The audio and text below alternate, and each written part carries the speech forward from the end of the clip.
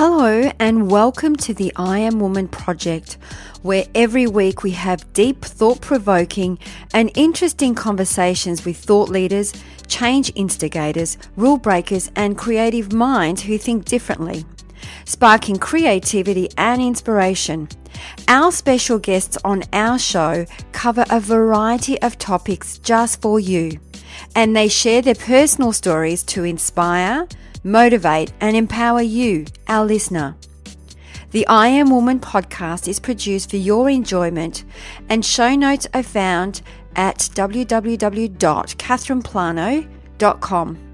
Come back often and feel free to add the podcast to your favourite RSS feed or iTunes. All links are in the show notes. Now let's get into the show.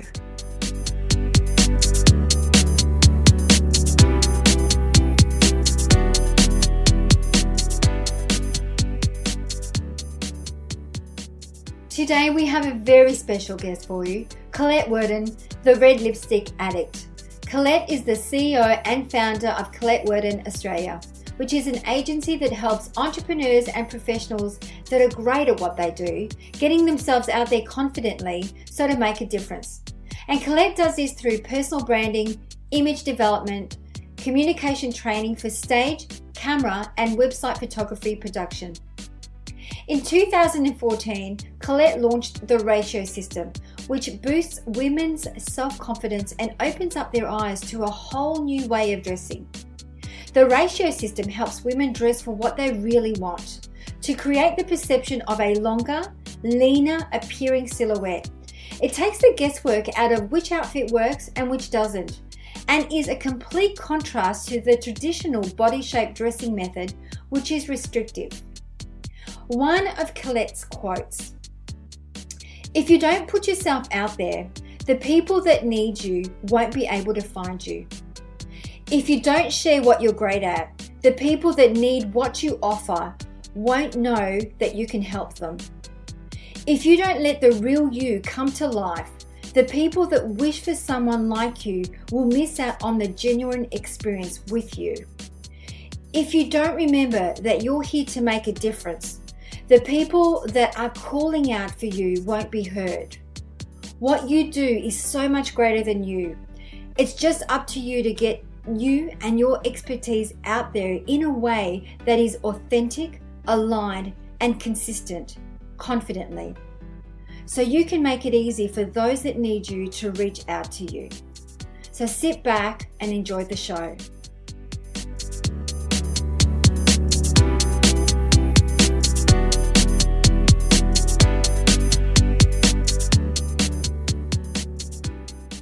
So thank you, Colette, for coming onto the show, and welcome to I Am Woman Project. How are you today? I'm pumped to be speaking with you. I am pumped, especially after going to your event on Saturday, the Art of Authentic Personal Branding program, which was absolutely mind-blowing. I loved it. I loved the whole concept and the setup. It's so you. It was just so professional. I loved it. Thank you. I was super delighted with how it all went, being our very first ever public event.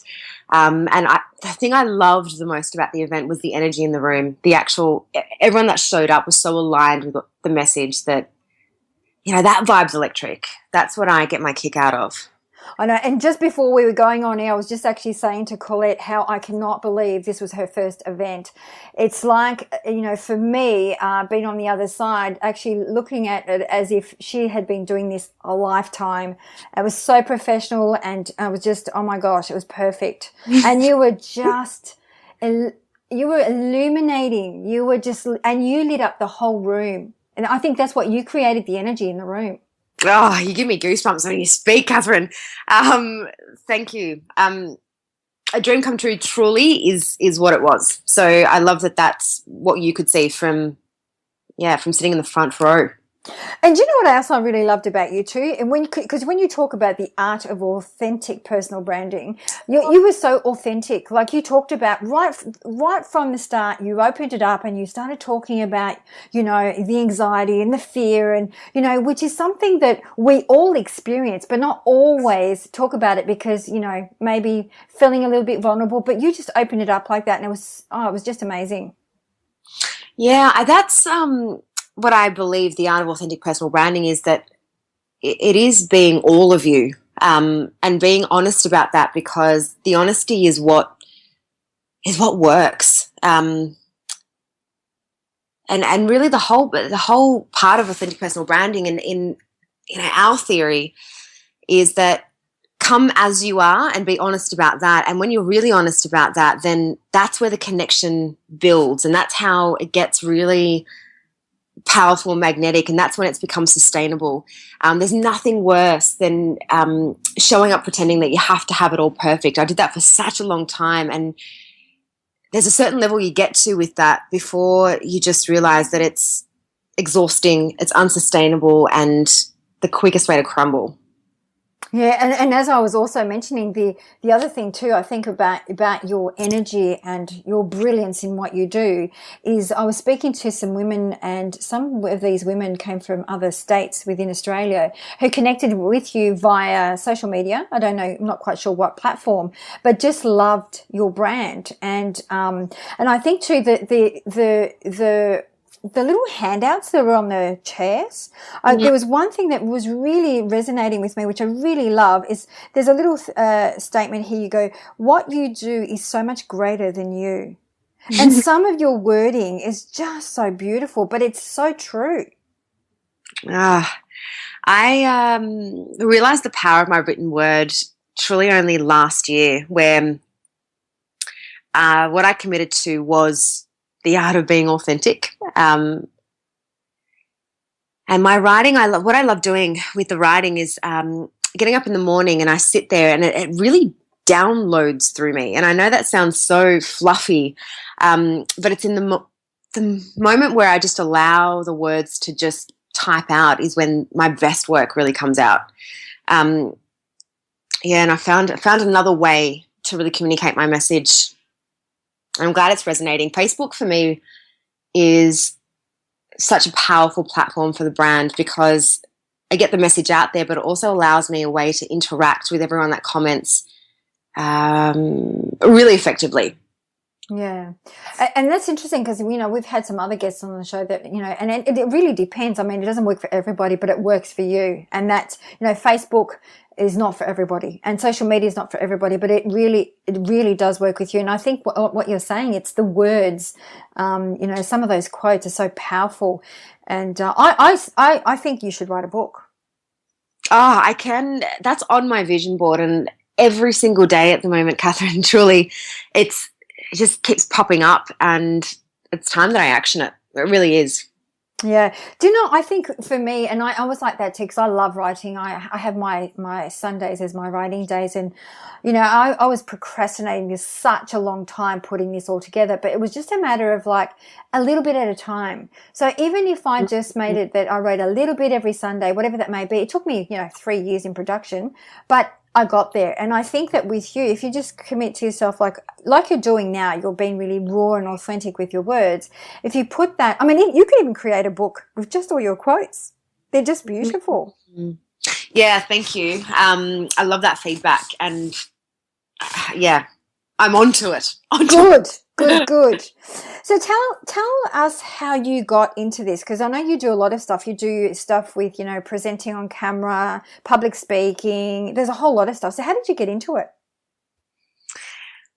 It was the cliche story, truly, of falling into it, if you will. For a really long time, I did a little bit of everything I could get my hands on because I had no idea what I wanted to do with my life. And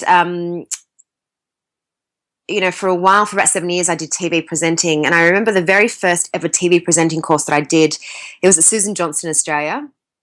And I loved the course. And they saw me presenting on a Foxtel show. And the CEO of that said, hey, how about you come in and teach the TV presenting course? And I thought, oh, okay, cool. So I jumped into that and I loved doing it. And within Susan Johnson Australia, they run an image development course, which I don't know if it's still going. And the CEO said, hey, you're getting a hang of this teaching thing. Come give this a shot. So that's what I did. I jumped into the image development course and I absolutely fell in love with helping people communicate. And this is truly essentially what it was about, communicate their worth. Yeah. And so then I I jumped and I went, okay, I'm obsessed with this. I can't see myself doing anything else, and started my own business. That's amazing. I love the whole concept too when you were actually talking about personal styling, and you did that whole one-on-one. And I love the fact that for our listeners, Colette was talking about, we're not a piece of fruit. And when you talk about, like, we have all different body shapes, and I really love the way that you describe that, because even now when I get dressed, I actually look, am I using my 3/4 or am I doing half and half? Oh, yes. Yeah, that's the ratio system is something I developed because I was so against the image development industry labeling us women as pieces of fruit or geometric substance, and then throwing us into a box and going, you know what, because you are this shape, this is what you can and can't wear. And that for me, number one, wasn't aligned with what my brand's about, and number two was just so confusing. So the ratio system, you're right, is about the 1/3, 2/3 ratio, making it easy to camouflage the parts of the body that we want to camouflage. Yeah, and for those that are listening, I really encourage you to, we'll talk about it, some dates to go and see the show, because what Colette does is actually get some people to come on stage, and you can actually see it visually, the difference. She'll have a little rack of clothes and she just does her thing, and it's amazing. You can really see the difference, how it changes your body shape. Yeah. It's pretty cool. It's my favorite part, that bit. Yeah, I love it. It was awesome. So, Colette, what drives you?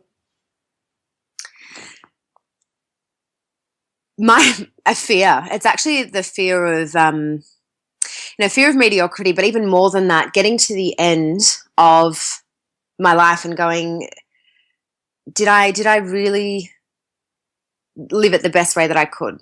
Did I really make a difference? That drives me. Oh, wow, that's amazing. You give me goosebumps. Oh, there was another guest on our show who was saying how she sits with death often. And when I first heard it, I thought that was very interesting, but it's more so that if I was to die tomorrow, have I done everything that I wanted to do right now? Am I fulfilled with where I am today? Wow, that gave me chills. Yeah, that's very powerful. Mm. So what's the very best part of your job? Because you do quite a bit. What do you like the best? I see the results. I'm so results driven. Seeing a client step up on stage, seeing a client say yes to a media interview, hearing about a client success story of starting her own business, or even dating, that where a woman looks at herself in the mirror and go, I cannot believe that this is me. I can't believe that this is who I am now. I've always wanted to be this person. That drives me. That's amazing. So it's not just external. Like you can't. Well, I mean, to me, it's like changing the mindset. So how do you do that? I mean, I know for me, after I was sat there and I was like, right, I'm going to go through my wardrobe and I'm going to clean everything out, because it's a real, like you were saying, the brand is a reflection of you. And I never looked at it that way, to the point where the clothes you put on can actually have an impact on your mindset. And it's what you're saying right now, isn't it? Oh, absolutely. I'm obsessed with the link between pieces of clothing and how it affects our esteem, our self-confidence, the way we think and feel about ourselves. And Catherine, you would have heard from the presentation that taking on Core Data Australia to survey over 550 professional women across Australia to find out the link between how the pieces of fabric are affecting the way they they walk and talk.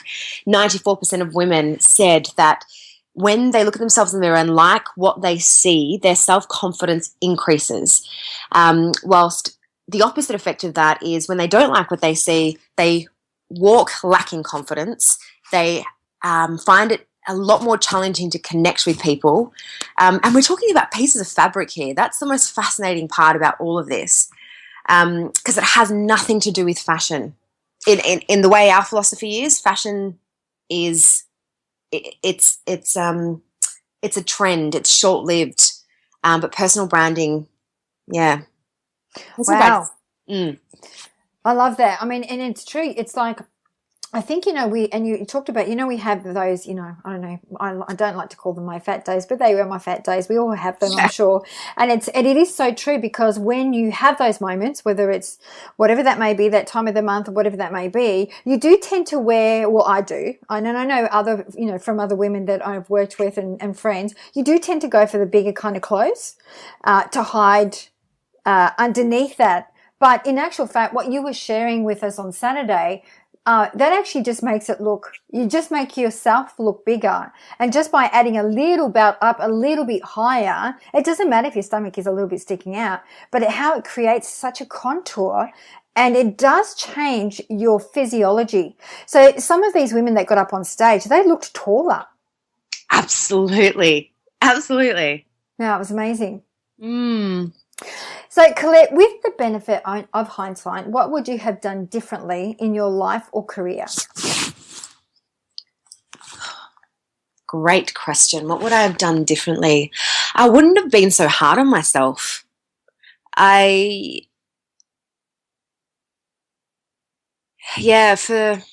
the very beginning of it, I was so focused on doing it so well, and not allowing myself to really make some mistakes. So by that I mean I would have gone out there a lot quicker rather than tiptoed my way through, knowing that it was going to be okay. Yeah. And we all do that, don't we? We all think that it has to be perfect before we expose whatever it is or launch whatever that may be. And, so many different entrepreneurs and business owners and, people that I've spoken to, it's like, just do it. Don't think about it. And, learn from your mistakes. You're going to tweak it, but just do it. But we've all done that. We've all held back. Absolutely. What made you break through that, though? So obviously, if that was like, how did you work through that? I realized that my fear and anxiety and my critical self-talk was never going to go away. So I was using that as an excuse and a reason not to put myself out there or to tiptoe or to delay the process. Instead, what I chose to do for me to be able to break through was to just to know and to acknowledge that it's never going to go away, but how am I going to do it anyway? Because my fear of getting to the end and not having made the difference that I want to make is far greater, far greater. Wow, that's amazing. And when you were taking fear, what kind, because you talked about that actually on Saturday. There's different types of fears, aren't there? What was your fear, if you don't mind me asking? The fear of not being good enough. Okay.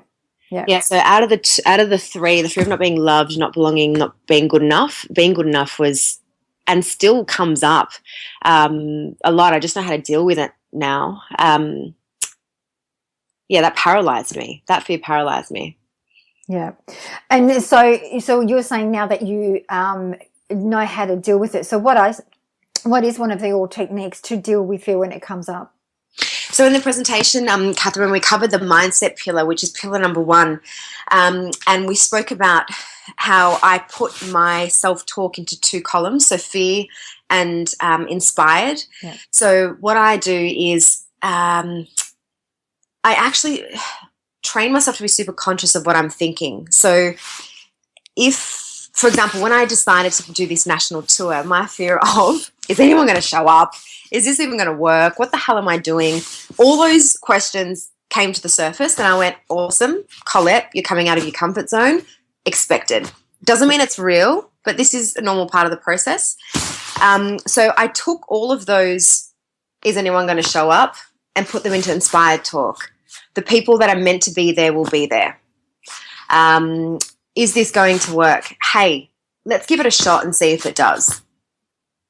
Because I truly believe that when I was in the darkest phase of my life, which I spoke about, my mind created my own living hell. And the turning point was, if it can create my own living hell, it can create the complete opposite. And I just had to commit to truly understanding what my thoughts were so that I can change them to benefit me rather than hinder me. Oh, well, that's very powerful. And it's one of those things that you have to be conscious and work through, isn't it? It's one of those things that it's constant. It's not going to just happen. You've got to turn it into habit. So you've got to keep doing it and doing it until it becomes a habit. Oh my gosh, yes. Every day, committing to that every day. That's amazing. So, Colette, what's the best piece of advice that you have ever been given? The very first thought that came up to me then was, which really links into my passion for personal branding, authentic personal branding, is when I was doing TV presenting and I sent a show reel out to a producer, and he said to me, you know, I can tell that your strategy is really great. You can present to camera really well, but I have no idea who you are. He goes, just drop being perfect. Give me who you really are, because that's what's going to work. That's what's going to connect.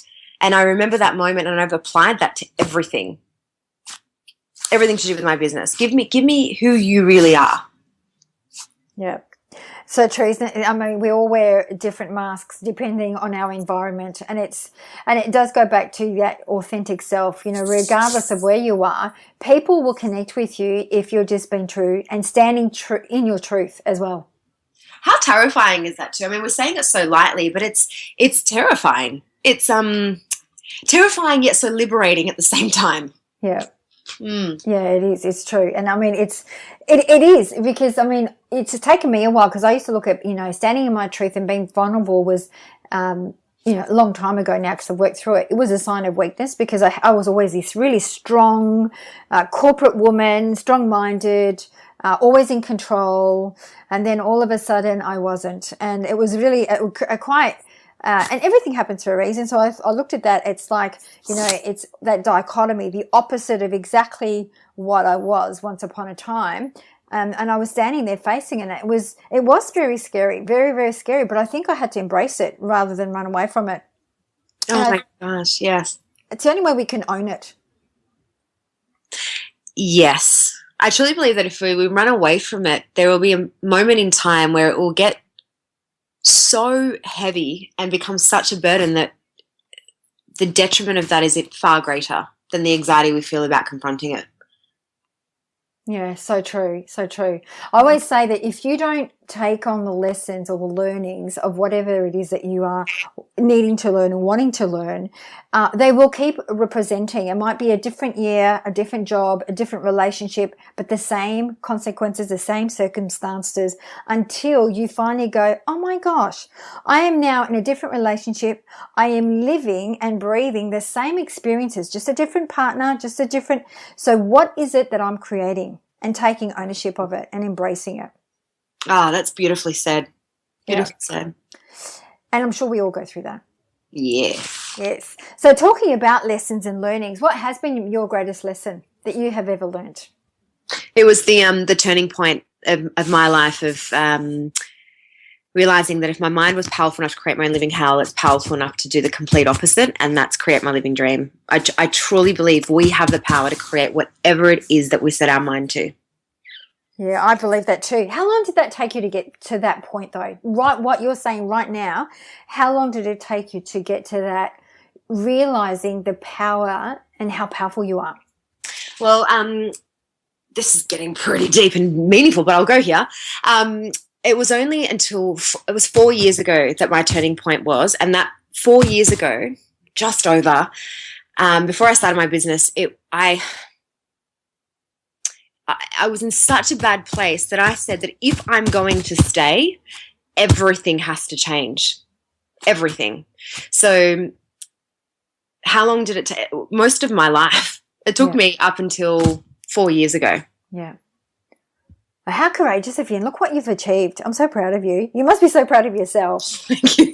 I've got to be honest, I forget how far I've actually come a lot of the time, because I'm looking at the big vision and feel like, wow, I've only really just scratched the surface, and I'm really excited about what's to come. Absolutely. And I think we all do that. You know, sometimes we're so forward thinking, what next, you know, especially when, you know, things are happening so fast, that sometimes we forget to stop and pause and look back and go, wow, you know, pat myself on the back. Look at what I've achieved. And it doesn't matter how long it took me to get here, but look where I am now. Yeah. Wow. Yes. Yeah. Awesome. So, Colette, what advice would you give your younger self? What advice would I give my younger self? Wow, that's a very good question. So I'm just picturing her now. I would give the advice that I would give her would be learn as much as you can from your darkness because it's going to strengthen you in your light. Know that, I once heard Oprah say, everything doesn't happen against you, it happens for you. So that's what I would say to her. So, as you go through the dark times in your life, know that there is the light that is going to come shining through. So learn as much as you can whilst you're there about yourself and how you operate. Yeah, that's an interesting point. Isn't it interesting that sometimes I find for me, and I know from a lot of people I've spoken to, that the learnings come from the darkest times? Like, I think that you need to go there deep down into it to really understand it and learn from it. And only then can you rise from it. Absolutely. I was so focused on trying so desperately to get out of it that I actually forgot to really embrace it and go, wow, what is it that I'm really learning here? And that's why I just kept going deeper and deeper and deeper. But wow, we're such fascinating creatures, don't you think? Oh, aren't we? I know. I'm listening to you. I'm relating to everything you're saying. It's so true, but it also takes a lot of courage, a lot of energy, a lot of self-talk as well to pull yourself out of it, because it can become a perpetual situation where you're repeating this story. We get stuck in our stories. We all have stories, and we get stuck in them. And I think that to get out of them, sometimes it takes a bit of time. But wow, when you get out of it and you are able to be authentic like you are and share your story like you do, and it inspires other people. Sometimes I don't think that you realize the power of how many people you touch until maybe you have an event like that. And I'm sure maybe through social media that also let you know. But you touch a lot of people through being so authentic. Well, and you know what I'm crediting actually this conversation to, Catherine, is the more I'm owning who I am and loving all parts of me, which I didn't for a really long time, the more I'm attracting such beautiful people like yourself that are genuinely, it feels unconditional. That's what it feels. And I'm attracting clients like that. I'm attracting friends. Now I'm just going to attract a partner. But that's the next thing. Yeah. And that will come. I mean, for me, it took me 11 years. I was a single mum for 11 years before I found my partner.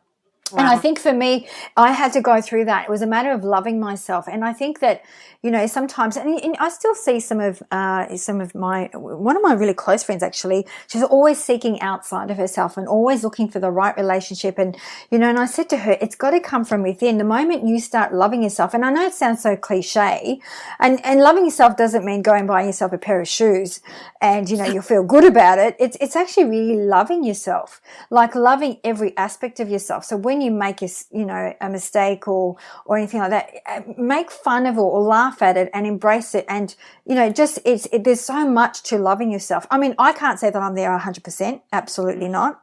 I still have to work through that, but I know that when I'm better than what I have been, and I can't relate to the old Catherine, but it took me a long time, and that's when my relationship came forward. But I think that it's just a matter of, I don't think it's a matter of finding the right one. I think you could find a partner easy because you're just gorgeous.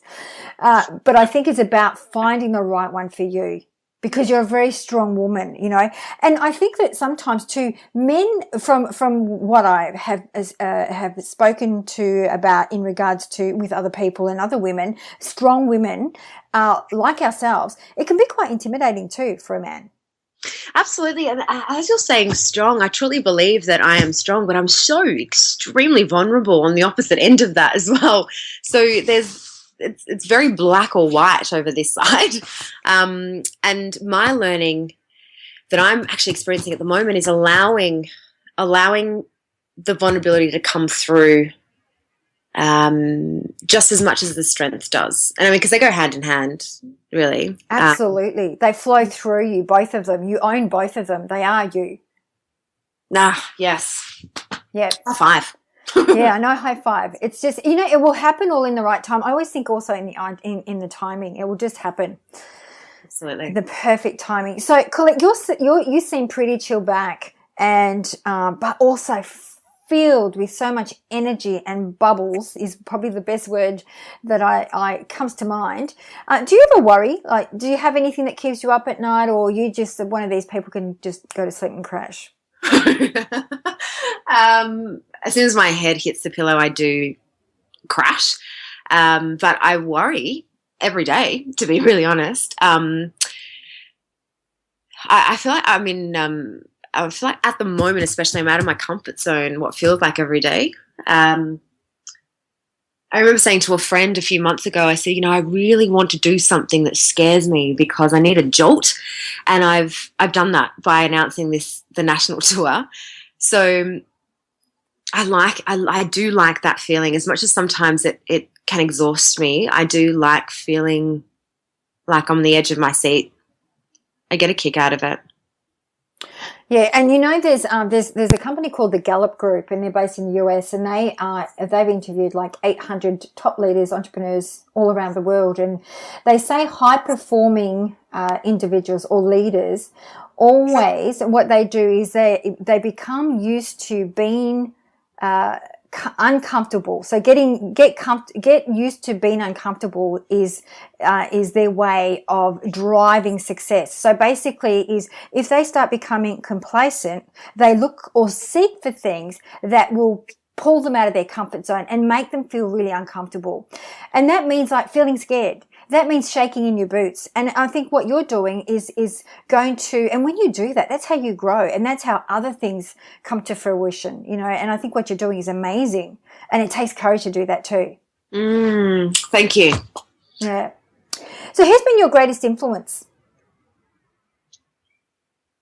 My greatest influence? I'm going to say when I started my business, my most favorite part of working with a client is hearing their story. So it's a collective influence. It's I'm heavily influenced by hearing someone go for their dreams, hearing where they've come from and where they're at now and where they want to go. I love that. There isn't one person that I can really think of that's been a huge influence, but it's a collective influence of all those like-minded people in my world sharing where they've come from and what their dreams are. Yeah, I can see that because I remember when you and I sat down at a cafe once and we were, being open and honest with our lives and everything. I could see that you lit up when I was sharing some story. I can see how you connect with the story, and not in that, like you tap into the emotion as well. So I can see what you mean when you say that. I got a picture as soon as you started talking that way. Love it. Yes. Yeah. So Colette, I always ask, if you had to pick one word that best describes your personal brand, what would be that one word? My word's activator. So what I mean by that is I activate feeling, emotion, dreams, thoughts, dormant thoughts. And I do that through the way that I write, the way that I present myself. That's one word that I truly connect with, and that actually came to me in a meditation. And that sounds a bit fluffy, but no. Yeah, that's what I have chosen to own.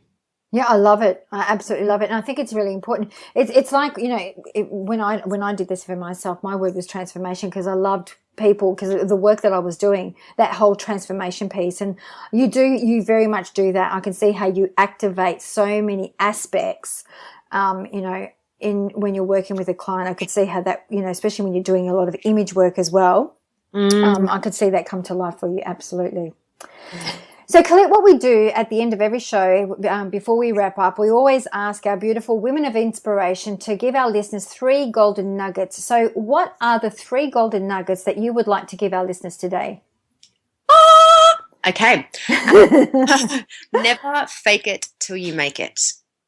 That's the quickest way to crumble. Instead, believe it till you realize it. The second one is remember what you do is greater than you. So remember that you're here to make a difference, and our responsibility is to alleviate the fears of our clients. So placing focus on that. And number 3 is remember that everyone has anxiety, has fears, worries. So what's happening in your behind the scenes it's okay. It's not a reason not to go ahead. Everyone's feeling the same way. So do it anyway. Wow, I love that. I used to say fake it. I remember when I was going through some tough times, I used to say, it's okay, Catherine, just fake it till you make it and you'll get there. But it's so much more empowering thinking the other way. Yes, especially if you value authenticity. And integrity is a big part of the values, because faking it just doesn't feel right. No, you're right. You're absolutely right. I'm trying to think. It was years ago, and I think it was through public speaking. When I first did, I did a lot of stuff in the US, and I remember that, getting out front for the very first time, I was so nervous, but I knew my content. But it's like, fake it to make it was like, if you just keep doing it, keep getting in front of people, just keep pretending like you've done it before, that kind of thing, that, eventually I got used to it. So, but it's not probably the right way, of course, because when you think about it, it's using negative words as well. It's not using positive, moving forward with your language as well. Very true. So, Colette, thank you so much for coming on the show today. Now, you have got an Australian tour, so I'd love for you if you could share the dates of your next couple of cities for the Art of Authentic Personal Branding program, and also how people can connect with you. Brilliant. Okay, so the Art of Authentic Personal Branding, we kicked off the tour on Saturday 13th in Melbourne, and the next 2 dates will be released very shortly, and that's Saturday 8th of October in Sydney and Saturday 15th of October in Brisbane. We are also heading to Perth and Adelaide. The best way to find out more is to jump actually on the Facebook page, and it's Colette Werden, and like that page, and all the details will be up on there. Fantastic. Well, I'm sure our listeners are going to love this, and I highly recommend, if you're listening to this, go and see Colette. It will blow your mind, and also I'm sure that you'll go home and empty your whole wardrobe, just like I want to do. I haven't gotten to it yet, but definitely that's one of my drivers on my to-do list. Amazing. Best interview ever, by the way. Loved it. Oh, thank you so much. And I'm sure everybody else is going to love it. You're awesome. So thank you so very much. Thank you, Catherine. That brings us to the end of another episode. I hope you enjoyed the show, as it is my mission to reach out and inspire as many individuals like you. And one of the best ways to help us achieve this goal is by giving us a good review on iTunes. It's easy and it only takes about 10 seconds. If you have any questions or special guests that you would like to hear from, please send us an email to support@catherineplano.com.au and we will get right back to you. You can also follow us on Instagram, Twitter or Facebook @Catherine Plano.